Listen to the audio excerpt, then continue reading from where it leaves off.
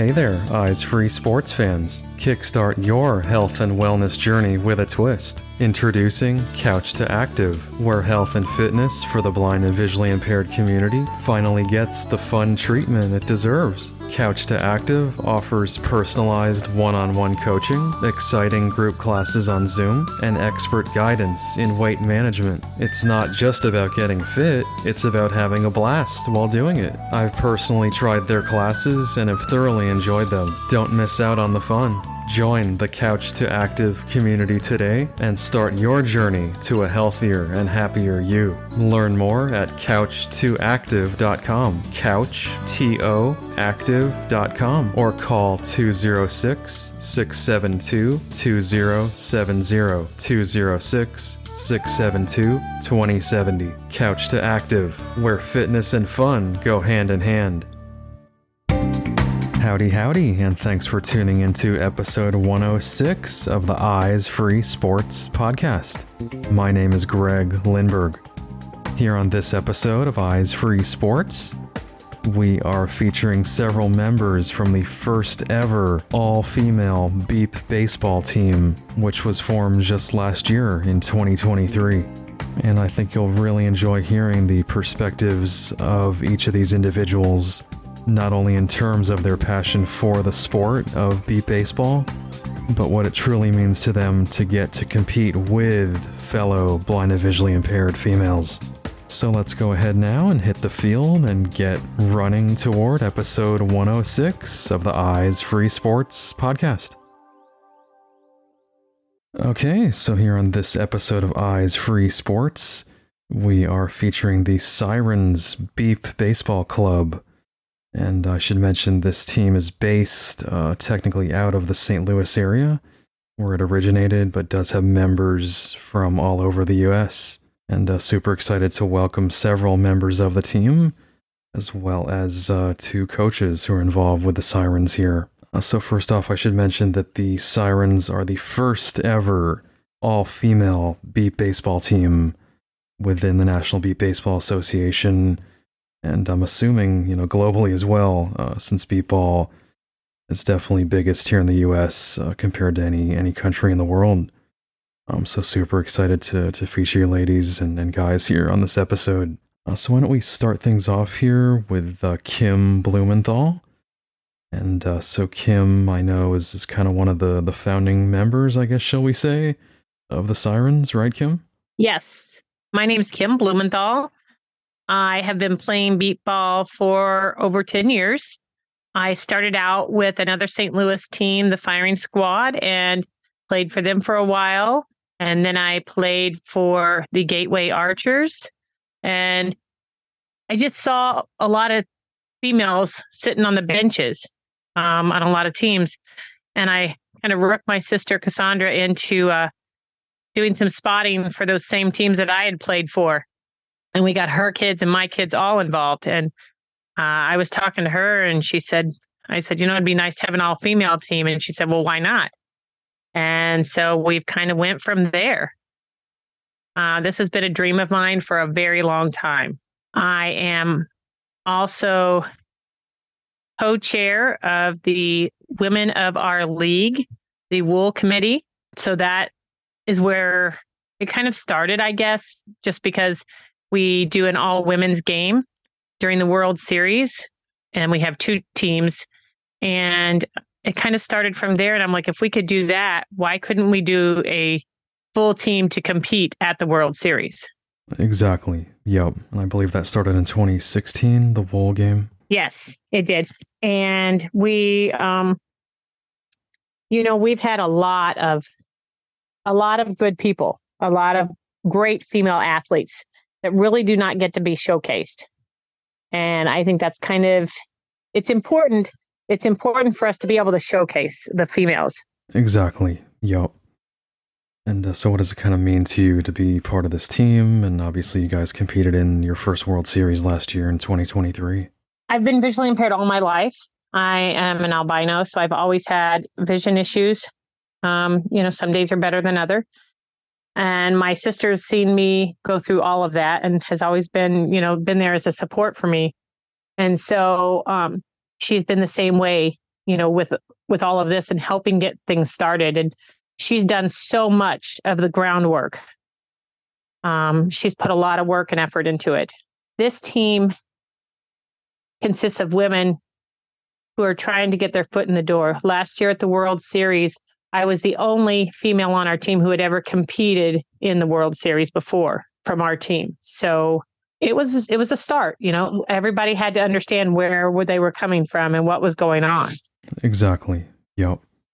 So I know it's definitely a family affair. You mentioned your sister, Kassondra, who we have here with us tonight, and some other family members as well involved in beep ball, right? Yes, absolutely. My daughter, Mari Blumenthal, who is 17, she started out as a bat girl and just kind of water girl and, that kind of stuff, and has worked her way up. And now she's pitching for us.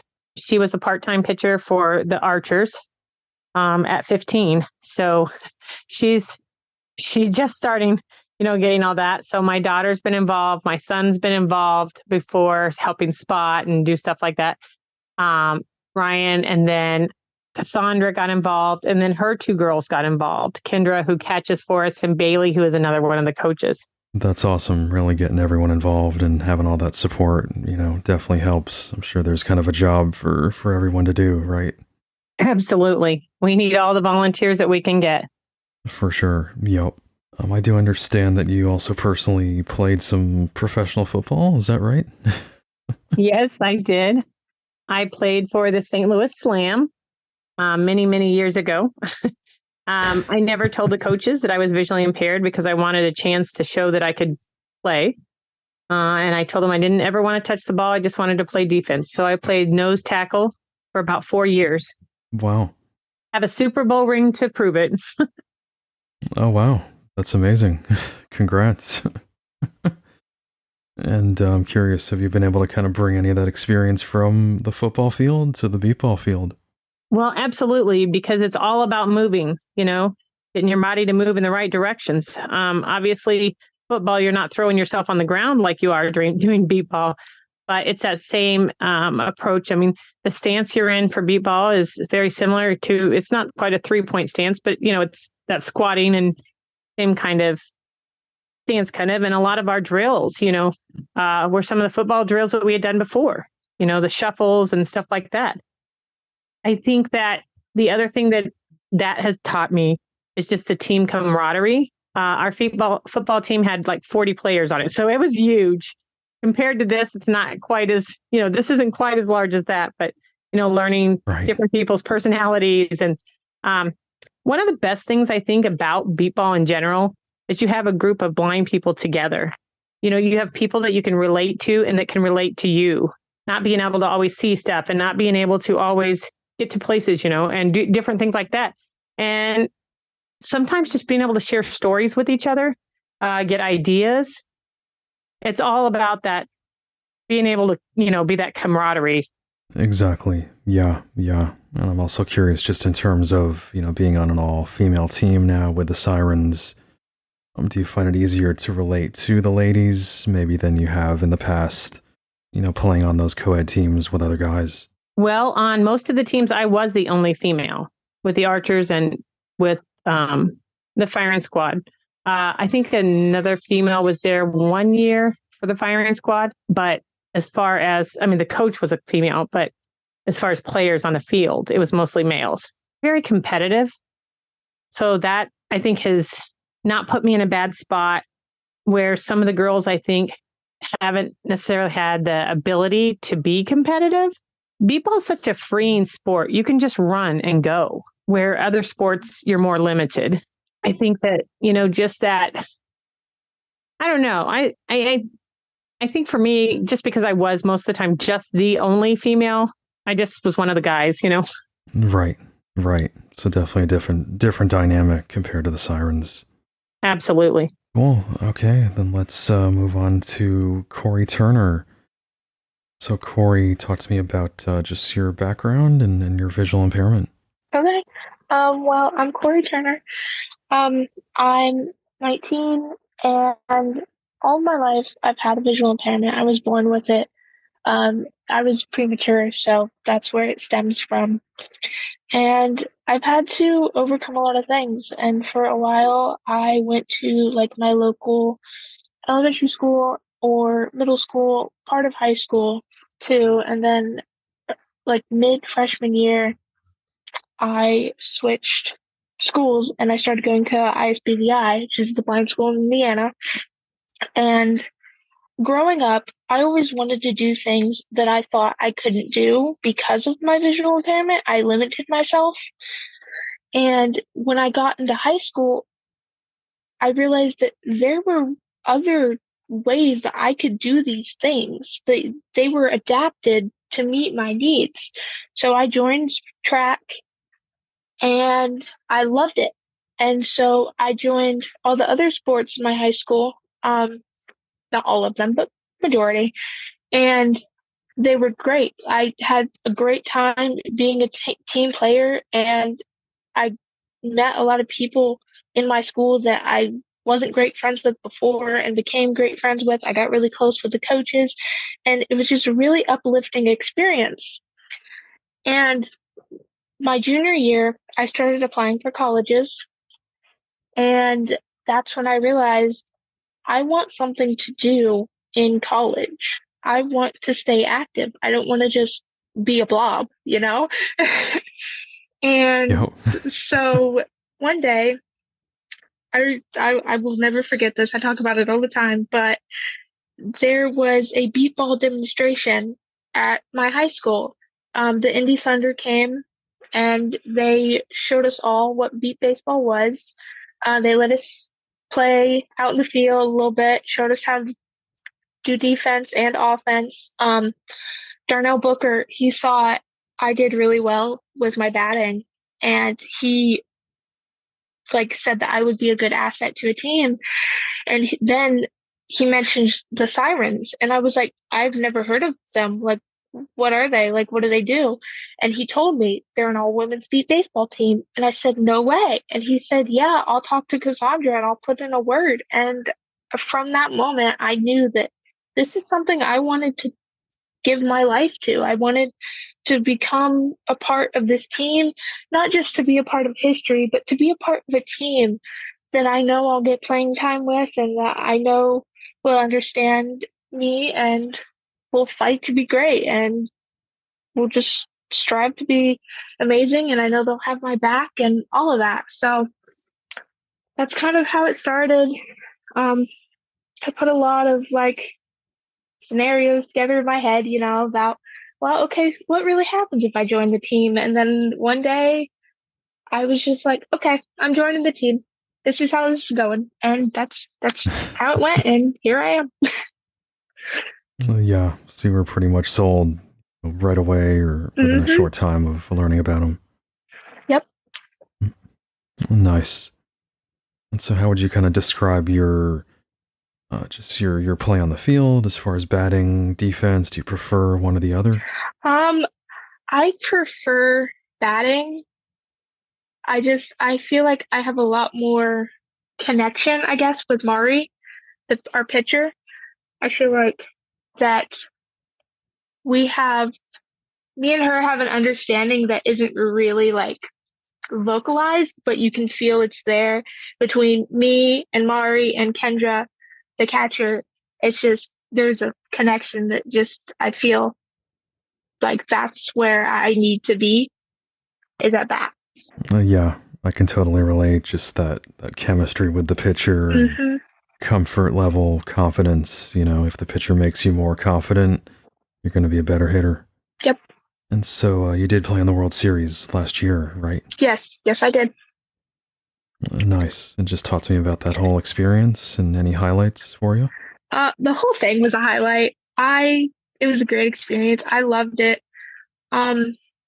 It was very new to me. I have some friends that are on the indie teams, so I've heard about how the World Series goes prior to being at a World Series and actually playing in one. So I had some kind of expectation, but how they described it didn't live up to actually playing at a World Series. It was like a fever dream. it went by so fast and it was crazy. It was hectic, but to be there, to be on a team, to be playing, it was it was just amazing. And I will never forget my first World Series. Sure, sure. I can hear in your voice the passion and of how impactful that event really was for you. Mhm. And then I also understand so you're a student at Ball State University. Yep. Right? Yes, I am. Woohoo! Go Nice. Cardinals! Yep. Yeah, I have a couple cousins who went there, and my favorite late night host, David Letterman, is a big Mhm. Ball State alum. So Yes, he is. that's cool. But just talk to us about kind of how you still connect with the team. Obviously, they're based in the St. Louis area, and you're in Indiana, and I'm curious how that works. Yeah, so with our team being all over, we have our weekly Zoom meetings where we get on Zoom one night a week, usually Sundays, and we just talk. We will talk about beat ball. We'll talk about how we're getting ready for the tournaments and the next World Series, and we'll just check up on everybody and talk about what's going on and the beat ball nation and all that stuff. And it's at first it was hard to balance between college and beat ball because sometimes I'll have like exams when we have something going on in beat ball, but there's always a way around it. There's always going to be a compromise, and you just have to learn to live with that. Absolutely. Obviously you're very devoted and dedicated to the team, even if geographically, you are a little distance away, and it definitely shows your commitment. Hmm. Nice. Alrighty. So then next up, let's turn. Sure, go ahead. Greg, I wanted to butt in there for just a second because I want to say that a lot of our players come to St. Louis, but we also travel to them too. So we rotate places that we practice. Like in December, we went up to Indy to do a practice. So we try to make sure that all our players, aren't always coming just to St. Louis. Sure. That's cool that you offer that flexibility, and will make time to, make your way out to other areas. And obviously that outreach and being there in person is a big part of a team like this. Well, and the other thing is, I'm just going to be honest, we are like a family. I mean, that's what we are. So, Sure. you don't leave people out when you're a family. Absolutely. No matter where they are, no matter their situation. It's so true. So let's move on to Amy Sweigard. So Amy, tell us about yourself. I'm Amy Sweigard. I lost most of my eyesight when I was 26 due to diabetic retinopathy. I've played sports pretty much all my life. Before I lost my eyesight, I was a swimmer. I played volleyball, basketball, ran track. I did play a little bit of softball when I was not like high school softball or anything, just like, recreational. But I love to play sports. I'm super competitive. I grew up with 5 brothers. I just liked to be outside and doing things. So I learned about the Sirens. I saw it on Facebook, and then my friend from another team was like, "Hey, I know you're not playing goal ball, but maybe try beat ball. There's this new women's team starting." So I decided I would try it out, and with Kassondra and Kim and the it's a big team family atmosphere, and it's so much fun. So, I mean, there is a little drama because every team has drama, but it's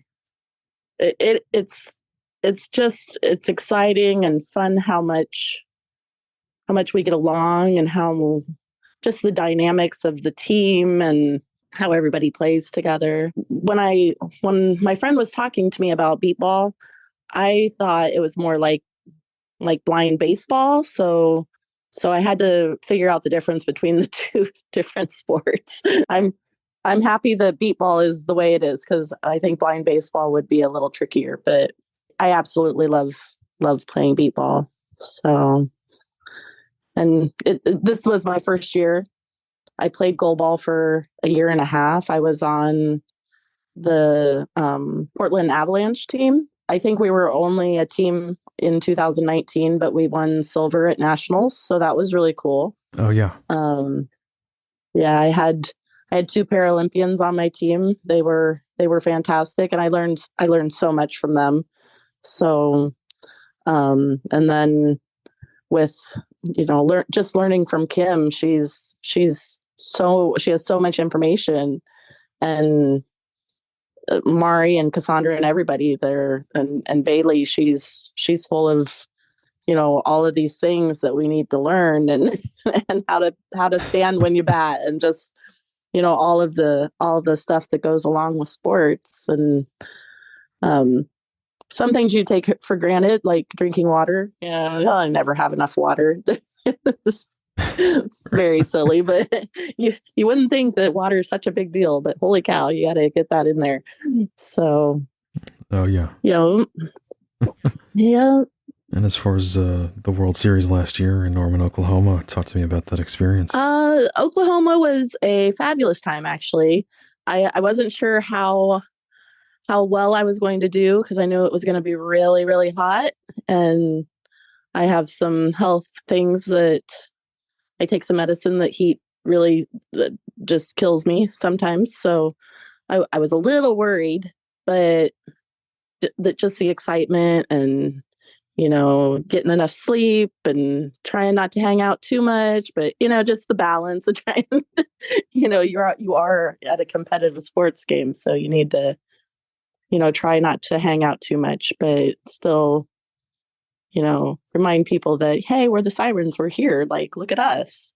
And being the first time that an all-female team was there, it was just really cool. And the support we got was fabulous. Neal was there with us like the whole time, and which was super cool, because how much cooler can it be to have the Hall of Famer that year, hanging out with you and joining the team, and, just giving us, tips. And it was awesome. So, and, just seeing how all of the teams play together, and being able to play and against some of the really, really great teams.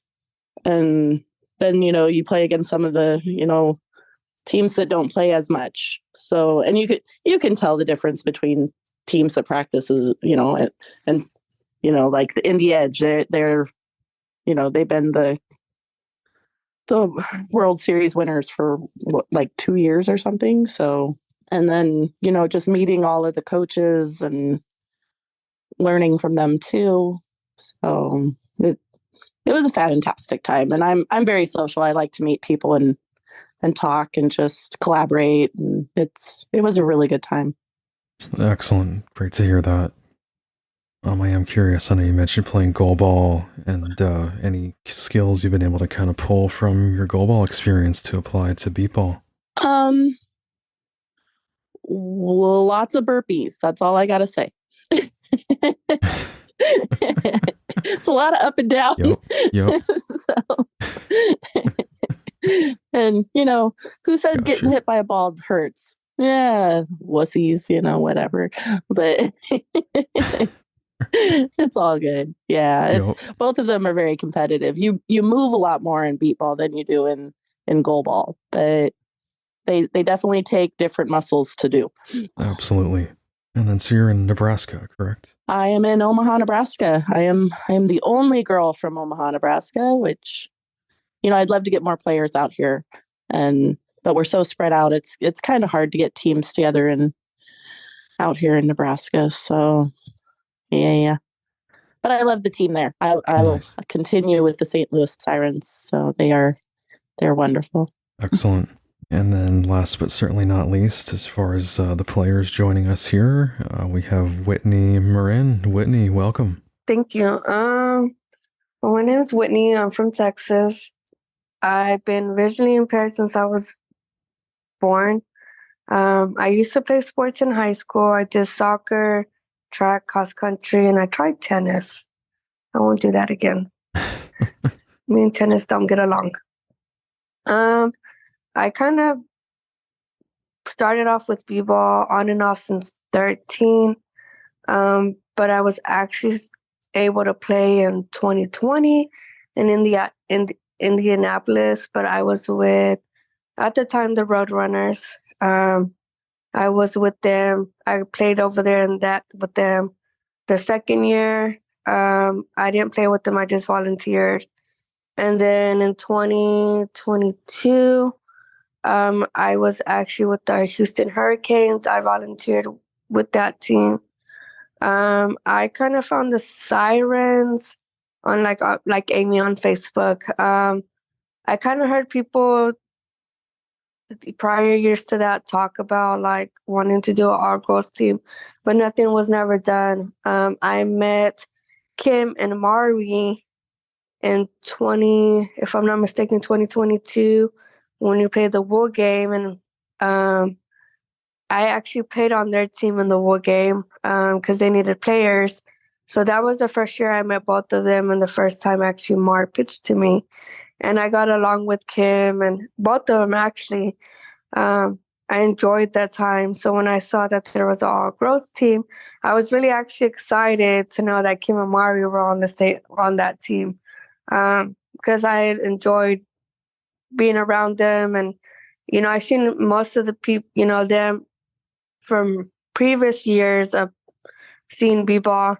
And so I was actually kind of excited but nervous. The first time I went actually out there for a practice, it was kind of weird because it was my first time actually going to St. Louis, traveling by train, and I was so nervous because they didn't know me and I didn't know them. So I was kind of nervous on how that was going to be, and which was funny. And I don't think I've ever told anybody this. When the first time I went to St. Louis by train, you know, I was getting up there, so it was kind of nervous because it was a 17-hour train ride. And so when I let Kassondra know that I was there, she's like, okay, you know, she let me know who's going to pick me up and stuff, which was funny because I don't know what it is. She told me Kendra. And I remind you, I've never met these people. I don't know what she looked like. I didn't even bother asking what she looked like. I just kind of knew when she got there that was my ride, which was kind of funny because I just got in the car with her like nothing. And I didn't even ask. Wow. So that was I thought to this day, things was kind of funny that I didn't know what she looked like.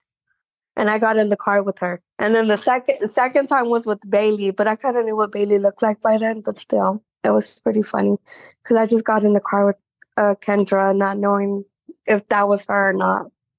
Gotcha. Yep. And hey, a 17-hour train ride, that definitely shows dedication. Yeah. Yeah, it was my first. It's funny because that was actually my first time riding the train. I've never got on the train, so it was different than what I was expecting. Like I've flown before, so it was a bit different than actually going like in a car and stuff. But being on the team and meeting everybody and knowing that everybody's from all over the United States is kind of like interesting. I met different people throughout, like being part of b-ball. From different places, but being a part of this team is like awesome. They treat us like family, even if they, you know, everybody. When I first went down there, like I didn't know what to expect. I didn't know how everybody was going to be, but getting to spend time with them each time that I seen them, or even like talking on the phone or just our weekly meetings, it's like we can talk about anything and everything, and we can be ourselves, and you feel like more like they said family. They don't make you feel like you're an outsider or nothing. They make you feel welcome. Since the beginning, they've always made us feel welcomed. They always made sure that no matter what, we were fed. We never once went to bed without going hungry. They always made sure we had snacks. They always made sure we had a lot of water. Especially like during the World Series, they always made sure we were like taken care of. And with Neal, I always knew who Neal was, but I never actually met him in person until last year at the World Series. And I'm just like, okay, the first time I met him was he had just gone to the hotel and he couldn't get in his room, so I helped him, but I didn't tell him. I waited for like a couple of days to let him know that was me who helped him. But yeah, like him too, him being there, even with talking to him on our weekly meetings, like he always makes everybody feel like welcomed. He's never been like, he jokes around with us and stuff, but he's always made us feel welcome too. Kassondra, Kim, like their kids, their families always made all of us feel welcomed. Anybody on the team's always made me feel welcomed, and I know everybody else has felt welcome. So I'm pretty grateful to actually be on a team that doesn't make you feel not wanted and doesn't make you feel bad about opinions or anything like that. You know, you can give advice, opinions, vice versa. And it's like, it always helps in the long run. You know, it's never, I've seen other teams and been on other teams, and more so, I still talk to anybody and some people on the teams that I was on before, but I like this one better. Excellent. Appreciate that feedback and that perspective. I'm also curious when it comes to offense versus defense, hitting versus fielding. Do you have a preference? Majority, I don't know. I don't mind doing both, but if I had to choose, it'd probably be batting. Yep. You think you and Maury connect pretty well? I don't know what it is about. Yeah, I don't know what it is about batting. Like, I don't mind the defense, but I always get like super nervous because I sometimes feel like I'm not fast enough or I don't get down. So sometimes I feel like I get kind of nervous because I feel like I'm not doing the best, even though they tell me like I'm doing good, but I prefer batting than anything. But I mean, it can go either way. It's just more practice and more just getting used to like the hang of things. Because us as being a first year all women's team, I feel like everybody has their ups and downs and their preference on what they like. But from what I've seen for myself, I usually always get nervous in defense. That's just always been me. And any sport or anything that I've done has always been defense, is where I feel like it's more my issue than anything. Gotcha. Yeah, you never know where that ball's coming and when, and it's a lot of unpredictability, right? Yeah, and you never know, like just being on defense and seeing how people like hit and how their swing is, it's more of the, okay, you never know. For 1 minute, they can be batting and it'll go to the left. The next minute, time they bat, it might go somewhere else. So it's kind of like, once you get used to somebody hitting a certain way or batting a certain way when you're on defense, and then they switch it up on you, that's where it gets a bit confusing. But it's challenging because if they change it up a bit, especially on their batting, you know, it makes the game a little bit more interesting. To me, that's how I feel, and that's how I see it. Because I'm observant with everybody, like how they hit, how they do this. Even their defense, I'm really observing because that's just me. And I know majority of the people, they've been playing for years, so I kind of like to see how they do things. And I sometimes do, like other things, I do ask them, like, you know, how'd you get to where you're at now? So it's always interesting to hear when they first started to now. Right. That's a great point. Okay, so then let's move on to the two coaches we have joining us. Let's start with Kassondra McDaniel.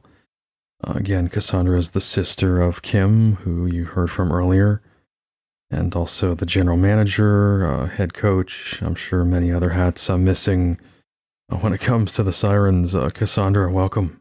Hi, thank you very much for having us. Absolutely, this has been a lot of fun, and so why don't you just kind of share your story as far as you know, how you got into beatball? Obviously, you know, with Kim, I'm sure was your initial introduction, but just your journey leading up to kind of helping start the Sirens. We actually grew up in a very small town in south central Missouri called Richland. And Kim it was an everyday struggle at times that, our whole family had to kind of watch. But let me tell you, my parents did an excellent job on encouraging her to just do everything she can do on her own and be independent. And, so that's why Kim is the way she is. She's never slowed down for anything, and she's figured out what she's got to do to get something accomplished. So, just knowing that she is very motivated in being independent, I just want to be able to give everyone that opportunity to participate in sports and feel that independence. And I know that meant so much to Kim growing up. But I was down there quite a bit and wasn't able to come up to St. Louis. And then Bailey ended up getting scholarships to attend Webster University. She was a 2-sport athlete up here. And Kendra and I were coming up here to St. Louis like every other weekend, it seemed like, and spending time with Kim. And she said, I need you to take me to Chicago. We're having a beat ball tournament. She had invited us a couple different times, and, it just never did work out with the schedule. So we went ahead and traveled up to Chicago.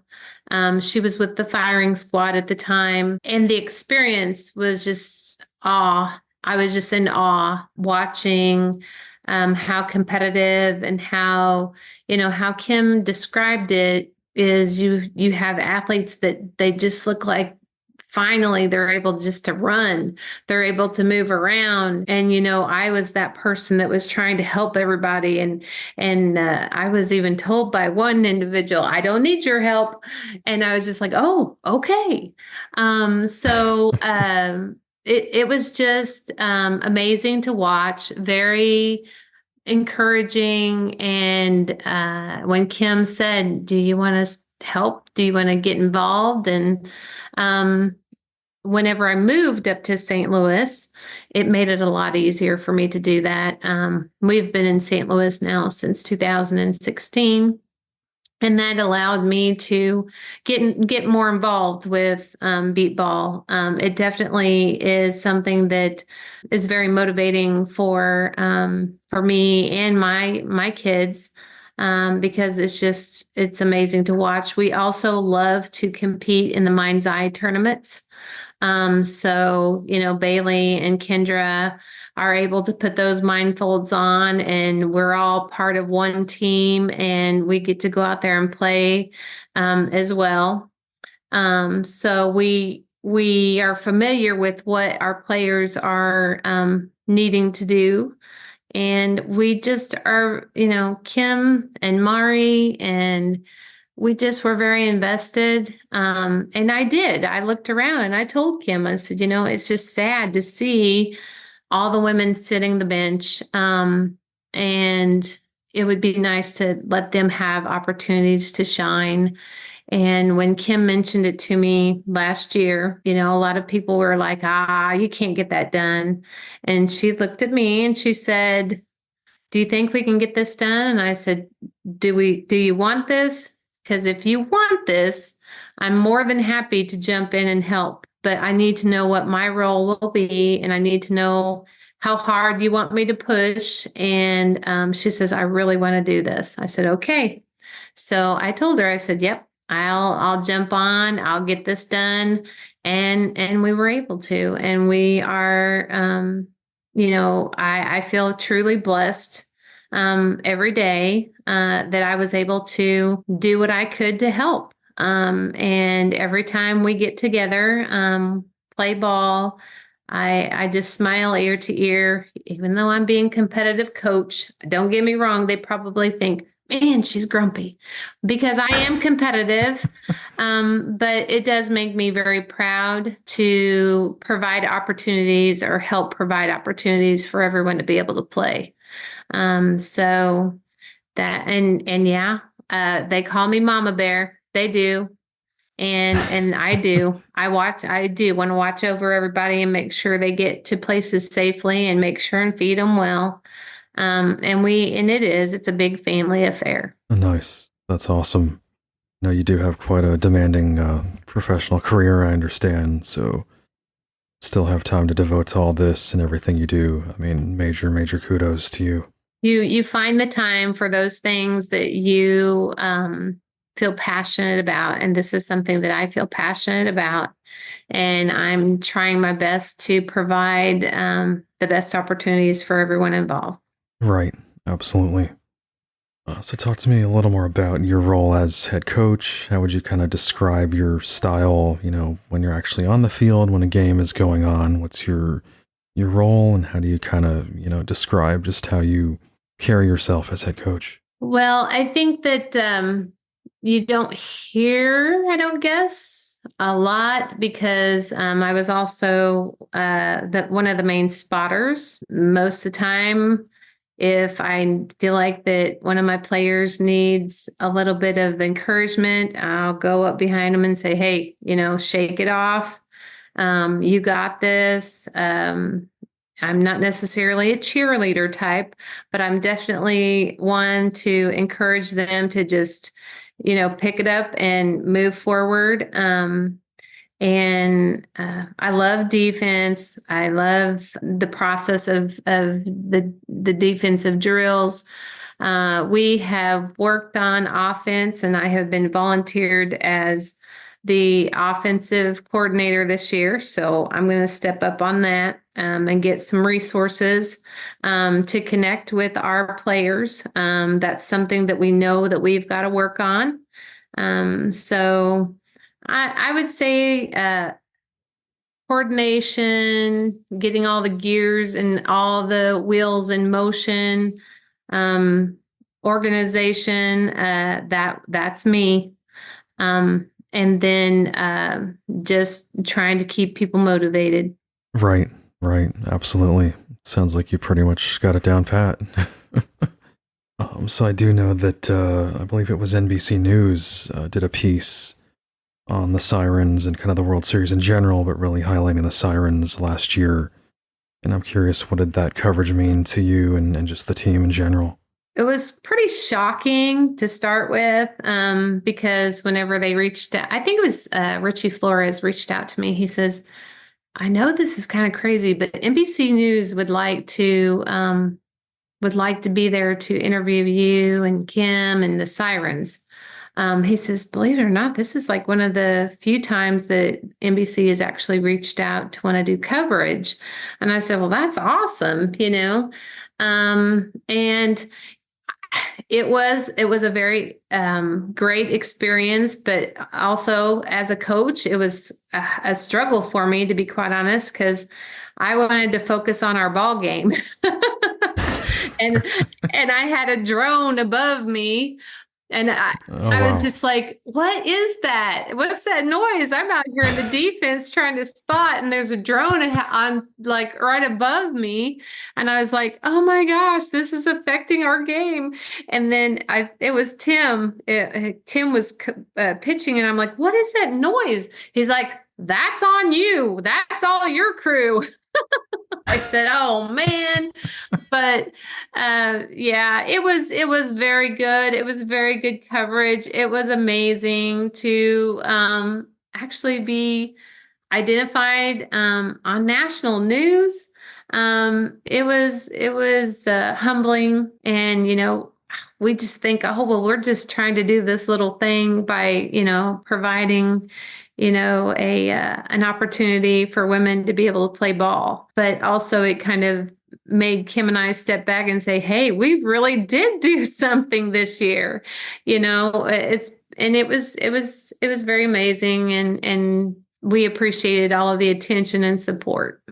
Sure. And hey, I always say the more coverage blind sports in general can get, the better. That's obviously the goal of my podcast here. And so to have a national network like NBC, I know Fox Sports also did a piece, I believe, on FS1 last year on the World Series. It's just amazing to see, such recognized media outlets doing coverage. And like you said, obviously, in terms of the Sirens specifically, it just shows, your work is really paying off. And to get that kind of attention nationally, I think just really speaks volumes. I think one of the things for me, Greg, was that when we did all of that, watching, when I'm on the field, I'm a talker. And I was all mic'd up. And as I would slide to get a ball or, dive or something, the mic would come off the back or that kind of stuff. Or watching what you're saying, Right. I did say, I don't remember what it was, but I did say something like, oh no, they just recorded that. But yeah, it was a little different being all mic'd up for sure. And the other thing is, we asked them while we were doing it, I actually took off my mindfold because the gentleman was like, well, can you see anything at all? So I actually have a Goal Fix, my Goal Fix blindfold. Oh, yeah. And I took mine off and he put it on. I'm like, hey, it's sweaty. Sorry. But, it's important for them to understand that part of beep ball is putting everyone on the same playing field, making sure everyone sees the exact same thing. That's right. Yeah. And obviously there's such a variety of visual impairment and levels of vision. And so that's a great thing you did to suggest that for him, Kim. And we did. I can't remember who ran over the cameraman. They were in the field. I think was it you that ran him over? I don't know if it was me that actually ran him over, but we did push him out of the way a couple times. I wouldn't say ran over. He was kind of in the bad spot and just kind of. Well, we kept trying to explain to them that, they've got to pay attention. And I couldn't remember if it was Kim or Clara that completely ran them over. So I was like, oh my gosh. But it was an amazing experience. It was, our parents were able to watch it and they were like, that's so cool. Yep. So. Oh yeah. But I definitely appreciate the perspective on kind of the behind the scenes and everything that goes into a piece like that, a 2-minute piece, I think it was, and just everything that can potentially affect the game and kind of an unusual situation like that with the drone, like you said there, Kassondra, and the camera guy, whatnot. Obviously, it creates a very different dynamic than kind of what a normal beep ball game would be like.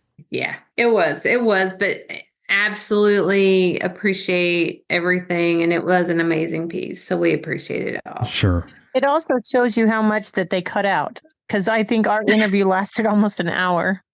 Wow. And they videoed for most of the day. Yeah. And, it was that one main game when we were playing the lookouts, but they were there filming the entire time. So Sure. So I was curious, Kassondra, in terms of just the, your goals for the Sirens, kind of looking ahead, what would you say your main goals are as head coach of this team and this group? Continuing to build, continuing to improve, continuing to get more wins. And, we have several recruits that are younger women that are wanting to get involved. Our main goal is to provide that opportunity for women to be able to play. So that's what we're going to do. Excellent. Okay, so then let's also speak with Neal McDonald, aka Neal Dawg, who has been on this podcast a couple of times now. And so Neal, I know you're involved as a coach as well, like focusing on defense, and just kind of talk to me about how you got involved and kind of your role as a bit of a mentor and bringing all your experience, as a Beep Ball Hall of Famer to this group. I first made after hearing Kimberly has been on my own show a few times, and so I kind of knew her a little bit. And then when they started the team, I had Kassondra and Kim and a couple others come on and talk about it. So I was already interested, and I've been a big supporter of WOOL, the women of our league, the National Beep Baseball Association's women of our league, since it started. So I was already interested. I thought it was great that it was happening because it's been attempted before and didn't make it all the way. And this seemed from the beginning like it had a lot of potential to really work. And then Richie Flores from the second vice president of the NBBA, as part of the public relations committee, asked me to write an article about them. So that gave me a chance to kind of get connected with pretty much the whole team. It was just like 2 months outside the World Series. So I was already vested, getting to talk to them individually and just hearing their backgrounds and how it all came together. Just got vested in the whole thing. And then Kassondra reached out a couple times asking for advice, and more specifically with the young players, Corey Turner and Caitlin Overshiner and Clara Bloomer, who are all like 19 and under. So they're like our young, nucleus. And it just, I guess, got me kind of reconnecting to, sorry. Glad you got an editor. Just reconnecting with my own, getting involved at that same age. And even though this sport's been a co-ed sport from the very beginning, like less than 10% of the league is made up of women.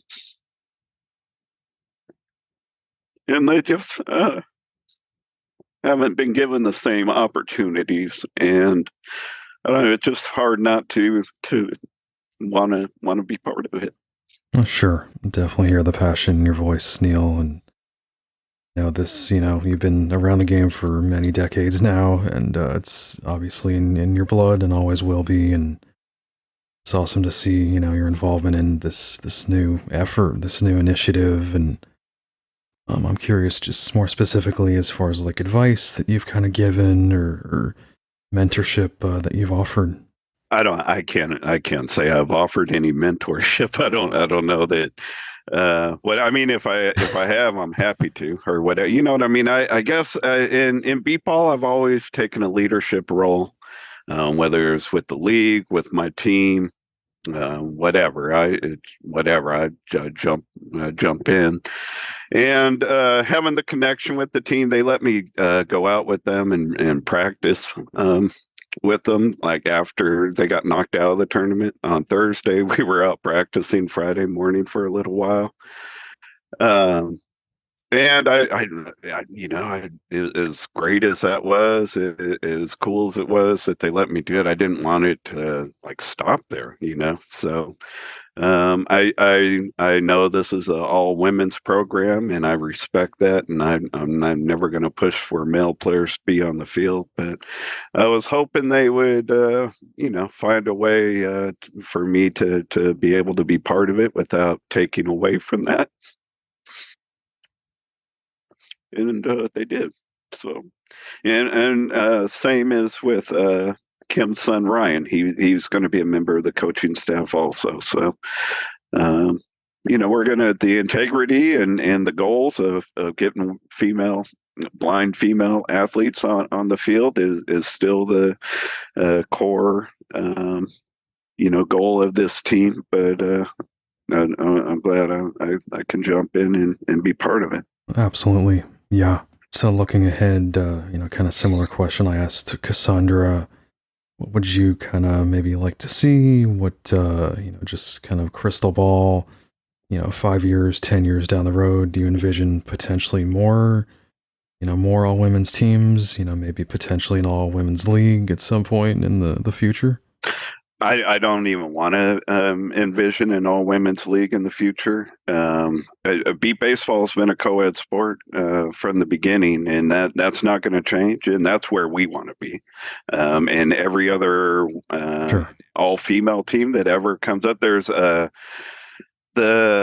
South I can never say it right. South Gabriel Valley Panthers, basically out of Pasadena, California, Southern California. Darren Keepers in that group. They've had enough female athletes wanting to play beat baseball in Southern California that they're exploring trying to get a second all-female team, and we want them at the World Series. And I mean, we just want one league. There's one league. We're not leaving it, and we're going to support every other female that wants to show up and play at the NBBA World Series. That's what we're about. For me, though, as far as I guess like the plans going forward as a coach, sports has always been simple to me. Let's get better. The Sirens finished 19th out of 19 teams, so there's a lot of room to get better. I'll help Kassondra as much as I can. She just told you she's going to be coordinating the offense. I feel like we all kind of pull wherever we can, so I'll help there as much as I can. Defensively, I'm working with Bailey Badger. The players don't even know this yet, but we've had some great meetings, and we're getting ready to change the entire defense. This is their first warning of that, but both Bailey and I are excited about it because I mean we're kind of on the same page when we look at defense and talk about competitiveness. Bailey has a tremendous background in competition, basketball, track and field, weightlifting. She literally could have gone to the Olympics as a weightlifter, and in sports, like she was a defensive power forward in basketball. Like she's defensive minded. I come from the West Coast Dogs are the best defensive program that beat baseball has ever seen. I'm not boasting. That's fact. Nobody can argue that. So I care a lot about defense. And so I'm looking forward mostly to working with the whole group and improving the defense. But again, like the easy answers in sports, I just care about getting better. Every area of the game. I want the players to get better at running bases. I want their off-season programs to get better. They're preparing for the World Series to be better. I want us to be better on defense, and we certainly have to get better on offense. Sure. Greg, another thing I wanted to say is, first of all, thank you, because Neal has done a lot for us just in advice and giving us some different perspectives on things. The other thing is, when we were at the World Series last year, even as a female team, when there was another female on the field, up batting, even on defense, we were cheering her on. It didn't matter if she was on the other team. If she was doing well, we wanted her to know that. And I think that's real important that everybody understands that we're here to support women.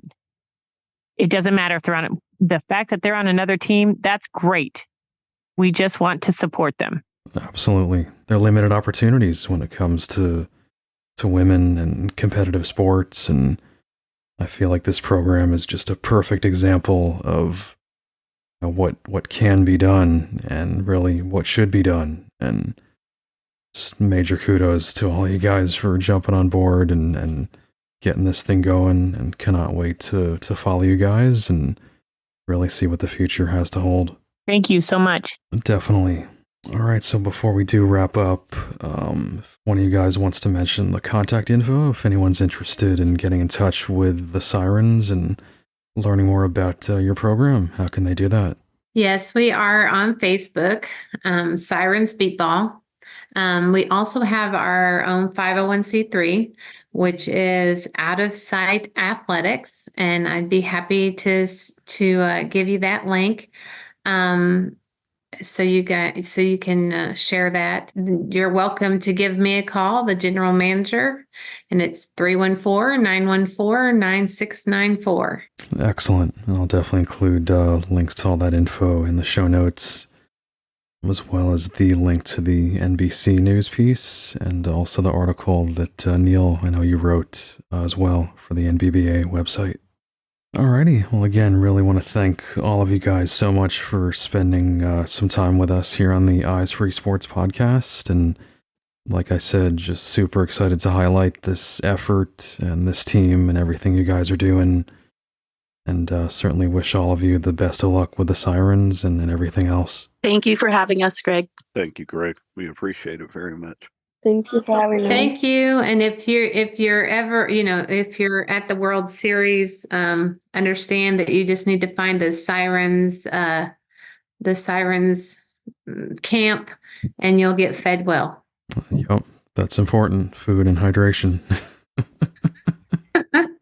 Thank you for having us, Greg. We appreciate it. To hear more episodes of the Eyes Free Sports podcast and to subscribe, search for Eyes Free Sports on your favorite podcast platform or visit eyesfreesports.com. Be sure to follow the Eyes Free Sports podcast at facebook.com/eyesfreesports and on Twitter at Eyes Free Sports.